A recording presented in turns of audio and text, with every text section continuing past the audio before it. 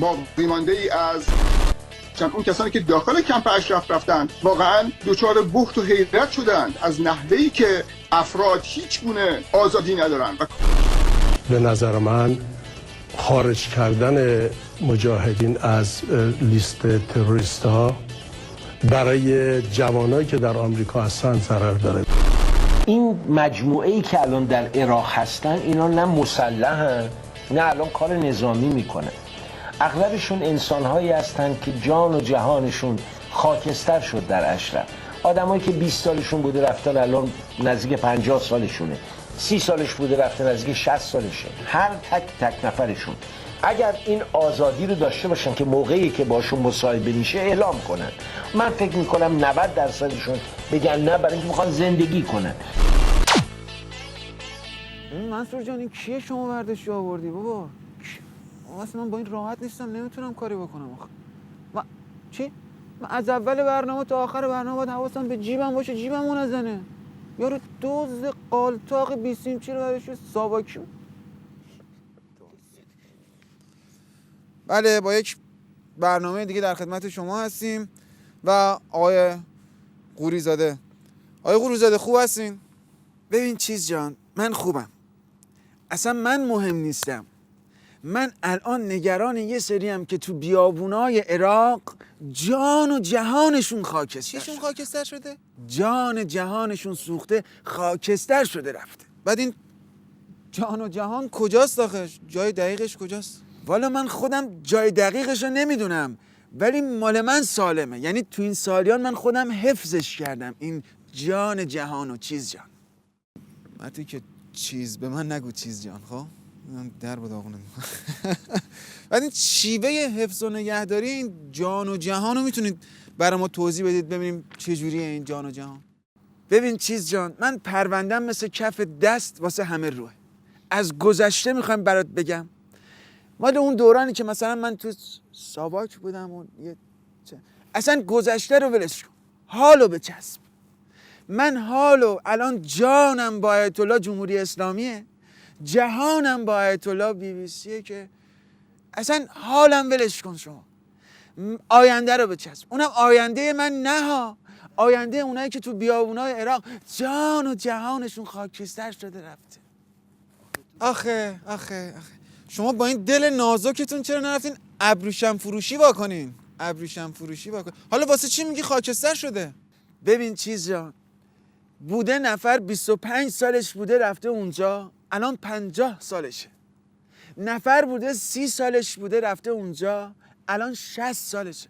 من خودم 40 ساله بودم از ایران خارج شدم، بعد 30 سال که گذشته الان یه 18 ساله ترگل و ورگل خوشتیپ جلوت نشسته. خوب میپوشم، خوب میخورم، عشق و حالم هم میکنم، دو ضربم مخالفم، مخالفای نظام جمهوری اسلام. من نفهمیدم حالا تو چرا اینقدر جوش میزنی؟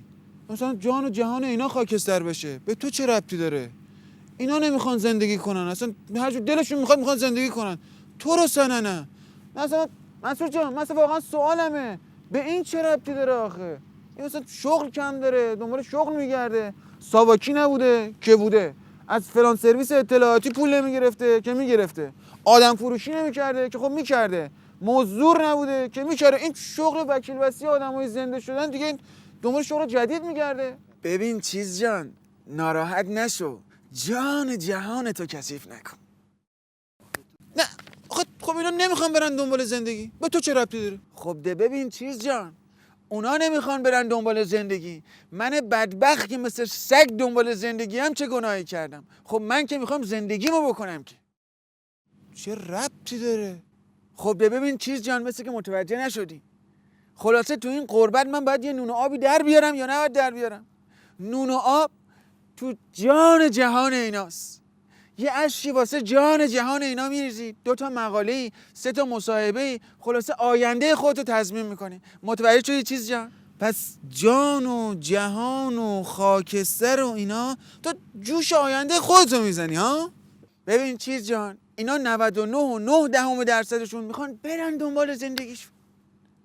به خاطر همین آزادانه باید انتخاب کنن برن تو نظام جمهوری اسلامی، اونجا هم آزادانه انتخاب کنن برن تو زندان. اونجا هم که تو زندانن آزادانه زندگی بعد از مرگ رو انتخاب کنن، چون این دنیا به کسی وفا نکرده که.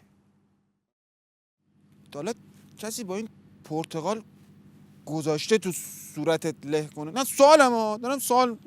آخه گل باقالی، اگه اینا میخواستن برن دنبال زندگی که خب تو این 30 سال میرفتن دیگه. خب ببین چیز جان، من گفتم 99.9% اینا دارن میرن، میخوان برن، پنجره ها بسته است، درها بسته است. اونایی که میخوان برن در رو پیدا نمیکنن، پنجره رو پیدا نمیکنن، یه سری کلید ندارن در رو پیدا نمیکنن. من اطلاعات موثق دارم سر این داستان، دارم بهت میگم آخه مگه پشت درهای بسته، پشت پنجره های بسته میشه مبارزه کرد؟ من خودم 30 سال پیش درها رو باز کردم، پنجره ها رو باز کردم، قشنگ در امتداد مبارزه خودم رو همچین قشنگ ول کردم، لحافم کشیدم روش، با تمام هیکلم خودم رو انداختم قشنگ در مسیر مبارزه استوار و محکم. پاشو جمع کن ببینیم بابا این لوس بازی ها چیه خود در آوردی جلو دور ببین. پاشو جمع کن ببینیم بابا، پاشو این کارایی که تو میکنین، کاری که تو میگی جا داره، برو تا این راه رو همونجا هست، پاشو ببین تا راه رو، پاشو جمع کن ببینیم برو. یعنی حل دیگه ها، بعد مسیر اونجا حل. ببین فقط این مصاحبه برای ما صرف نداشت، ما همین نصف اینو تو BBC فکر می‌زدم کلی پول میگرفتم دیگه. فقط شما این خرج جان و جهان ما رو بدین، بقیه‌اش همه چی حله.